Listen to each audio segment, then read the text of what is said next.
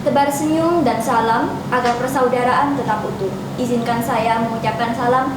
Assalamualaikum warahmatullahi wabarakatuh.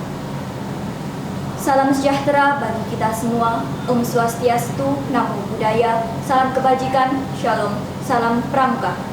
Yang saya hormati kakak-kakak Dewan Juri, yang saya hormati segenap panitia penyelenggara lomba, kakak-kakak pembina, serta generasi muda Indonesia yang saya banggakan.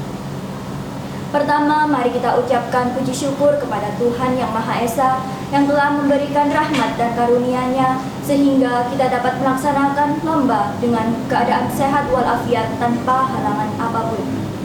Pada kesempatan kali ini, saya ingin berpidato dengan tema sejarah pramuka Indonesia. Awal organisasi pramuka di Indonesia ditandai dengan munculnya cabang milik Belanda yang bernama Nederlandsche Padvinders Organisasi pada 1912, yang kemudian berubah nama menjadi Nederlandsche Indische Padvinders Vereniging pada 1916. Di tahun yang sama, Mangkunegara VII membentuk organisasi kepanduan pertama di Indonesia yang bernama Javaanse Padvinders Organisasi atau yang biasanya disebut dengan JPO. Lahirnya JPO memicu gerakan nasional lainnya untuk membentuk organisasi sejenis. Pada saat itu diantaranya Hizbul Wathan pada 1918, Jong Java Padvinders pada 1923, Nasional Padvinders, Nasional Indonesia Padvinders, dan Pandu Pemuda Sumatera.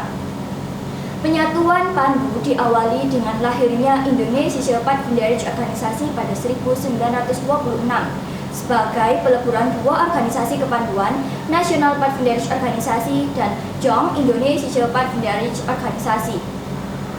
Di Indonesia, setiap tanggal 14 Agustus diperingati sebagai Hari Pramuka atau yang sebelumnya dikenal sebagai Gerakan Kepanduan. Gerakan ini terdapat di berbagai negara di dunia dan memiliki sejarah panjang.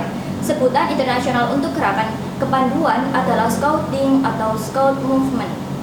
Anggota kepanduan di dunia saat ini lebih dari 50 juta orang yang tersebar di lebih dari 200 negara. Mereka yang pernah menjadi anggota kepanduan saat ini banyak yang muncul sebagai tokoh-tokoh dunia terkemuka dari segala bidang keilmuan. Gerakan kepanduan di Indonesia sudah ada sejak zaman kolonial Hindia Belanda. Tahun 1916, Mangkunegara VII di Surakarta memprakarsai berdirinya Javaanse Padvinders Organisasi. Setelah itu, bermunculan gerakan-gerakan sejenis yang dikelola oleh organisasi-organisasi pergerakan. Sebut saja Hizbul Wathan, Nasional Padvinders, Serikat Islam Afdeling Padvinders, Nasional Islamidisch Padvinders, dan lain-lain.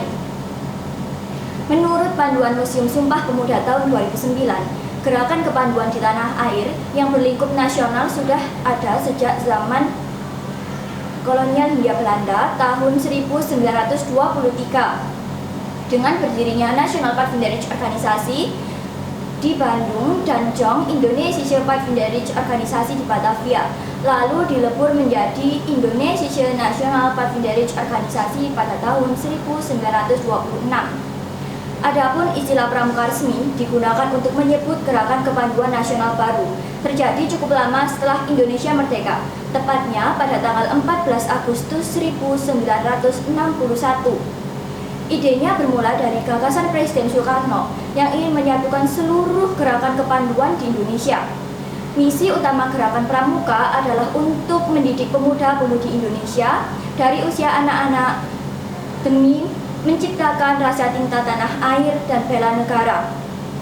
Istilah pramuka dicetuskan oleh Sri Sultan Hamengkubuwono IX, terinspirasi dari kata Poromuko yang berarti pasukan terdepan dalam perang. Namun, kata pramuka diejawantahkan menjadi Praja Muda Karana, yang berarti jiwa muda yang gemar berkarya. Sri Sultan Hamengkubuwono IX menjabat sebagai Ketua Kuartir Nasional Gerakan Pramuka pertama dan terpilih kembali sampai 4 periode selanjutnya. Ia berjasa dalam melambungkan Gerakan Pramuka Indonesia hingga ke luar negeri. Maka, gelar Bapak Pramuka Indonesia disematkan kepada Raja Yogyakarta.